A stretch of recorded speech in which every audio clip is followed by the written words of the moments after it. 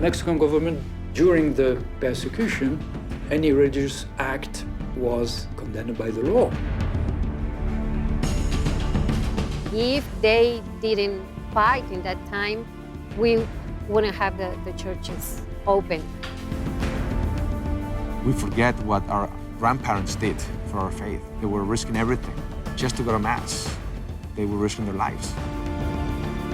They were normal people, and they were called to participate in the defense of their faith, and they willingly said yes to that call. Part of the greater tragedy of the Cristero movement is that this period in Mexican history has been basically wiped away from the history books. One of the stimulating things of making the decision to do the film was that, first of all, I knew nothing about the Cristiada. You've got an incredible, captivating story with characters you care about. If you can put that in a background that's larger than life, that's epic, then you can transform the movie into something extraordinary. This is not only another Hollywood movie, it's a spiritual journey.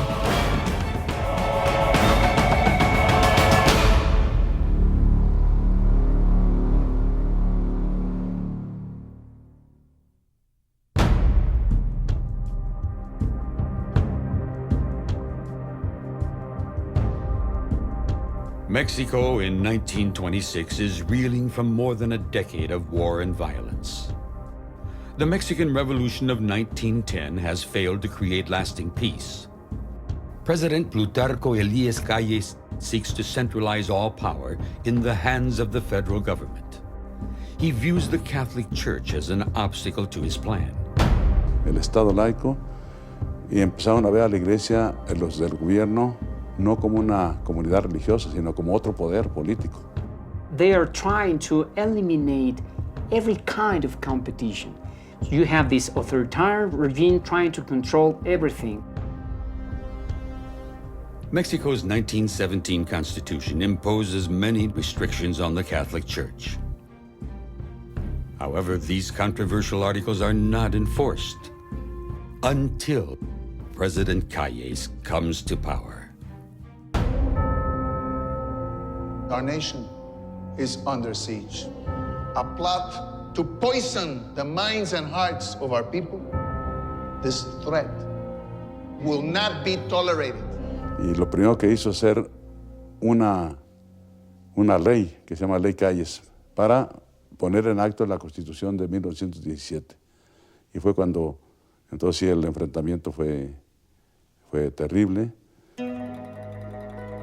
Overnight, public worship is forbidden. The government seizes churches and monasteries and exiles foreign priests. Mexican clergy are banned from wearing clerical garb in public and threatened with jail if they criticize the Calles government. Ante esta situación de persecución, los obispos de México resolvieron suspender el culto litúrgico, el culto de la Iglesia, públicamente en los templos. Y ese cesar del culto se iniciaría el 1 de agosto de 1926. Y pues empezó la Iglesia, como en tiempo de las catacumbas, a vivir en la clandestinidad. My father, he was all the time involved in protecting and helping high priests and bishops during the persecution. And also my father used to disguise himself. In fact, my mother would have on her bed 3 different kinds of disguises. So once in a while, he would come, rush in, change, and come out with a different disguise. That was typical at that time.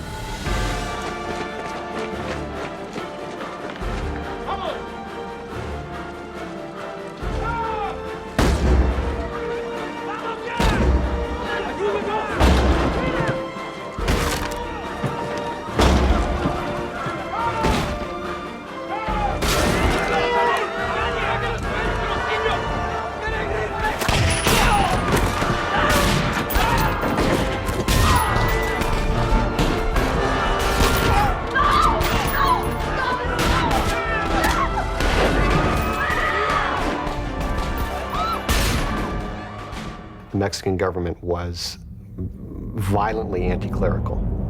Not just closing churches, but shooting, hanging, murdering priests. They were losing their way of life, and at the end, they were forbidden to worship. So they came to a conclusion that they had to resist for dignity. People fought in self-defense, but it was the army against people with stones and bricks and nothing. Many people in the clashes decided that there was no solution but the war. For the next 3 years, Mexican Catholics wage a guerrilla war against insurmountable odds. They become known as Cristeros, named after their battle cry, Viva Cristo Rey, or Long Live Christ the King. When the Cristero Revolt begins, few take the rebellion seriously. Least of all, President Calles. He writes to the French ambassador saying that without Mass and the sacraments, Mexican Catholics will soon forget their faith, and the conflict would be over within a year. He really believed that. No more Catholic Church, no more fanaticism of the masses, of the Indian masses. And with his hostility, he couldn't understand the strong religious feeling of the Mexican people. El ser católico, el ser guadalupano, incluso ellos en los momentos de martirio lo expresaban con este grito que venía del alma, que venía del corazón, que venía de su sangre y de lo más íntimo, de lo más grande y profundo que ellos tenían, y la razón de vivir. Viva Cristo Rey, viva la Virgen de Guadalupe. Calles quería que nomás fuera puro gobierno. Querían acabar con la religión católica. Y nosotros era lo que peleábamos, la religión católica. Era lo que peleábamos. Cuando agarraba uno el gobierno, ¿y ustedes por qué pelean? Por Cristo Rey. Viva Cristo Rey, Santa María de Guadalupe, era lo que les decíamos. But their heroic struggle for freedom becomes long forgotten under government repression and fear. That is, until the creators of For Greater Glory decided to bring their story to the big screen.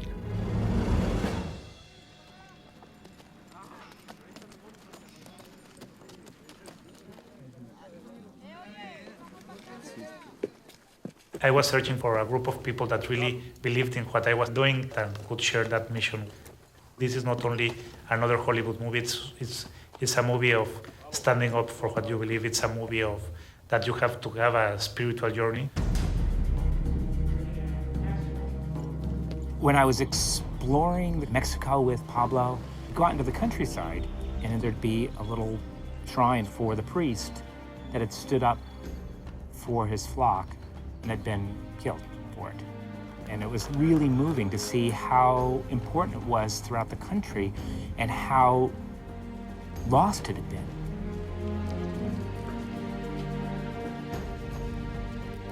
I think this movie came to me more than I was looking for it, because this is a period of history that nobody knows. So we got a good scriptwriter from Hollywood to do a little bit of research on the period. We gave him the scripts, and then he started getting fascinated about this. Michael Love, the writer, did an incredible job weaving all this together in something and that was very, very interesting and compelling. And what caught me were the lead characters, and that they were these heroic, inspirational people who cared about their homes, their communities, their faith, and they were willing to do what they had to preserve that. What was great about the story and what Michael had done and Pablo had done in developing it was that they had pulled these specific, very interesting characters who had very different reactions on how to achieve that goal. We must find another peaceful solution. Anacleto, the armed conflict has already begun. I say we support the rebellion. They'll need food, medicine. And ammunition. We can support them. with communication and funds. But we will not fight. Pablo Jose Barroso sent me the script, and I said to him, I want to be involved in this film. So I fell in love with Blessed Anacleto González Flores. They call him the Gandhi of Mexico, peacemaker, a lawyer, a wonderful man, smart lay Catholic. He was not afraid to die for his faith. The script attracted the attention of some of Hollywood's biggest names. My first intention was to try to get A-grade movie, not only an A-grade cast list, to go around the world and to give the message. It was a very easy decision to make. I knew it would attract good actors. Essentially, for me, it's a story about absolute freedom and what are people prepared to do to protect those rights. In this case, the cause is their right to have religious freedom. And of course, the character of Gorostieta was such a dynamic character, and so it was such an honor to get a chance to play him. Andy, especially, for me, I think it's the performance of a career for him. Andy knew that this was a journey of faith for Gorostieta. He couldn't find it.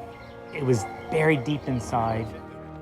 And his reason for entering into the conflict and helping was to preserve the right for freedom.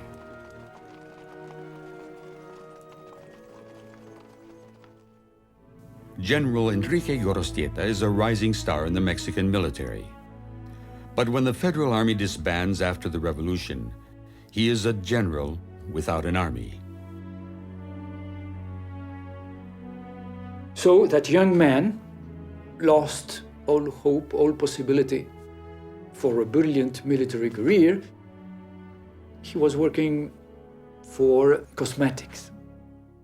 And I found a letter of him with a general of the Mexican army, making perfumes for the lady. What a shame, what a shame. Leaders of the National League for the Defense of Religious Freedom asked General Gorostieta to transform the disorganized Cristero fighters into a modern army. Okay, let's make an army. Let's make a formidable army out of a group of ragtag peasants and huaraches, out of a few game ranchers, out of some tender-footed clergy who are trembling at the thought of holding a weapon for the first time. You want me to make a National Guard out of that? Look at me. Do you have proper weapons? No. Do you have an ammunition supply? No. Do you have a central command? No. How many is that? 3 no's. All you have is belief. But belief will not save them in battle. Despite their limited means, the Cristeros rally around Gorostieta's leadership and grow in numbers and in strength. Their wives and daughters smuggle weapons and ammunition to the front lines. The only ammunition they got, outside from that they take in the battlefield, it was a work of woman. Without a woman, you don't understand the Cristiada. Without a woman, you have no Cristiada.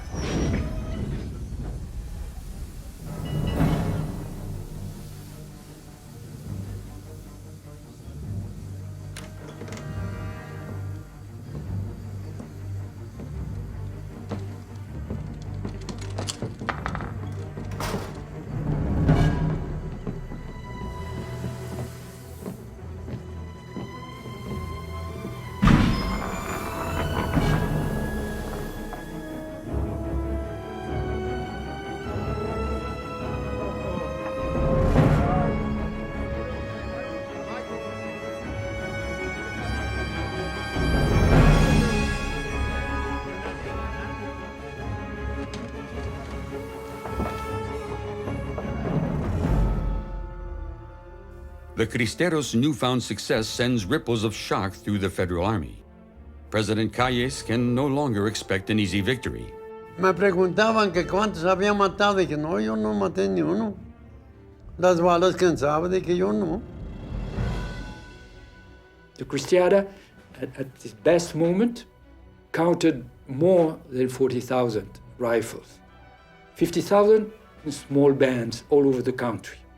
And 25,000 in the center west of the country, under the supreme leadership of Gorostieta, the Cristero are climbing. Today we are going to send a message. We are going to send a message to Caius and to the rest of the world that freedom is not just for writers and for politicians and for fancy documents. Freedom is our home, our wives, our children, our faith.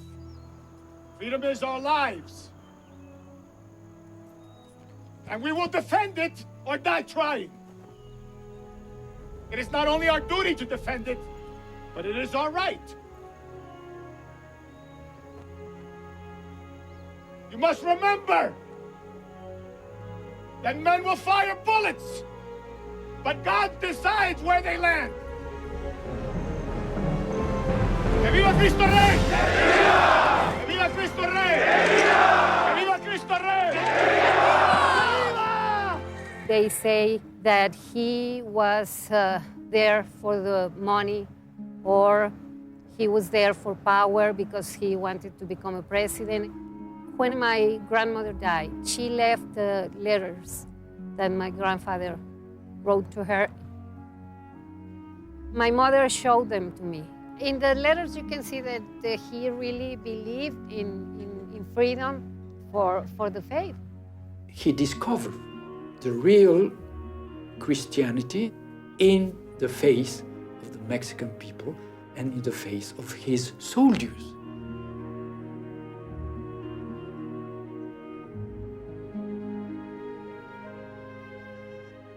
He might not be a religious person, but he believes in the right to be religious, you know, and the concept of absolute freedom.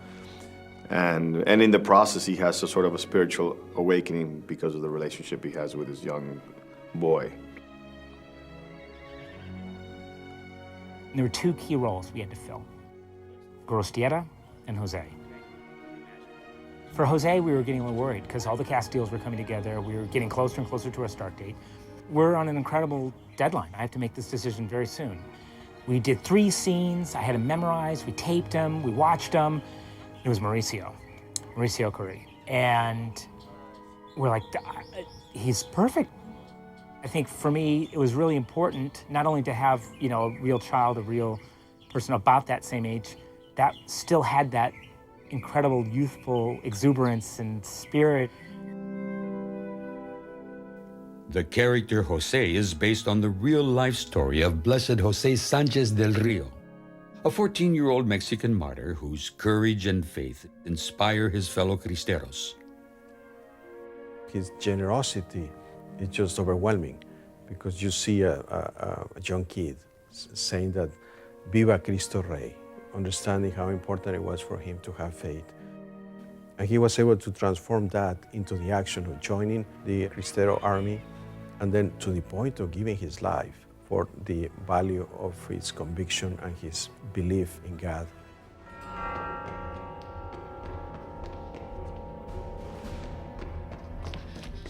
Padre, the federal soldiers are coming. You must hide. Hide? I'm too old to hide. Please, Father, come with me. Los mártires no fueron ni monseñores ni canónigos, no. Fueron sacerdotes que estaban en el campo, rurales, ¿verdad? Porque cuando apareció la revuelta cristera contra el gobierno, y muchos sacerdotes decidieron quedarse con su gente, a atenderlos espiritualmente. Y esos son los mártires, los buenos pastores que no abandonaron su rebaño.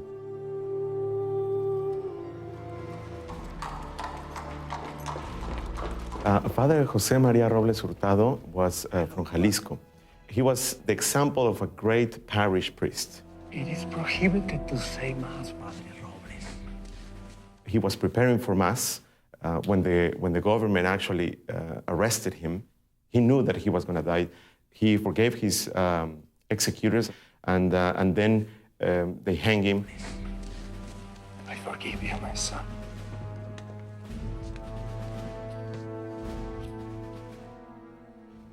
Father Robles is also well known as a proud member of the Knights of Columbus, an organization ruthlessly singled out for elimination. The Knights of Columbus began activities in Mexico in 1905. By the 1920s, the Knights were very active throughout the country. And as the Calles government began to crack down on the Catholic Church, we were also victims and martyrs. Many of our members lost their lives. 2/3 of our councils were shut down by the government. 6 members who were priests have been canonized as martyrs. In the United States, the Knights of Columbus reacted to the situation, immediately passing a resolution at the Supreme Convention condemning what Calles is doing in Mexico. The Knights had also begun raising $1 million for the purposes of educating the American public about the situation with the persecution. The Knights of Columbus were tremendously influential. They created a positive public opinion. They clearly mobilized American Catholics.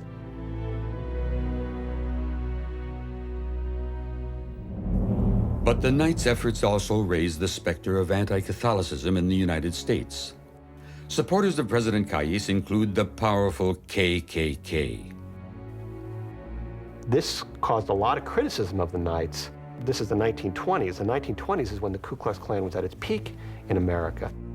I found in the archives of President Calles telegrams of the Klan, and they say to President Calles, the Knights of Columbus are raising a fund of $1 million for the Mexican Catholic Church. If you need it, we'll raise a fund of $10 million for helping you in your valiant fight. The Knights create a public outcry that reaches all the way to the White House. Well, I warn you from experience that there's no negotiating with Calles. Thank you for your assessment and your advice, but I am the current ambassador to Mexico. The results of your tenure speak for themselves. Now, why am I getting all this pressure from the Knights of Columbus about this conflict between Calles and the Church? Something that Americans hold very near and dear to their spirit is the freedom of religion. And so the fact that they were speaking to such clearly American values, I think this is what gave them traction in advocating for activism on the part of the United States in terms of religious persecution in Mexico. The Knights of Columbus met with President Coolidge and outlined the problems with what was happening in Mexico and basically asked for U.S. involvement, U.S. pressure on Calles and his regime to back off the persecution of the church. This pressure from both sides, from both ends, the government, obviously from the United States, was putting some pressure on the ambassador of the United States in Mexico. All this, after 3 years, helped to bring the government to settle things. So they agreed to sign what is known the Los Arreglos in 1929. The 1929 peace agreement opens the churches and restores religious freedom for Mexican Catholics. But the Constitution remains unchanged, allowing future governments to once again turn the law against the faith. For the Cristeros, the treaty was a death sentence. Fearful of a resurgence, 500 Cristero leaders are rounded up and executed. 5,000 others are purged in what becomes the Cristeros' final sacrifice for religious freedom. History has approached the Cristero Revolt with silence. Nobody was allowed to talk about that. It's a painful time. Yo pienso que es una cuestión vital para el pueblo de México saber su verdadera historia. Son héroes, no hay que desconocerlos que son héroes. It's time to set the record straight. This great new movie, For Greater Glory, tells the record in a very historically accurate way. I want people, again, to connect with these individuals and see who they are, real people, flawed like you and me, who, when push came to shove, were put in a position and had to make a choice. And the choice was, do I run and hide? Do I abandon my faith, my beliefs, to save myself or my family? I think the example of the men and women that participated in that movement is a great example for us. It's a great lesson for us to learn of how important religious freedom is in our time.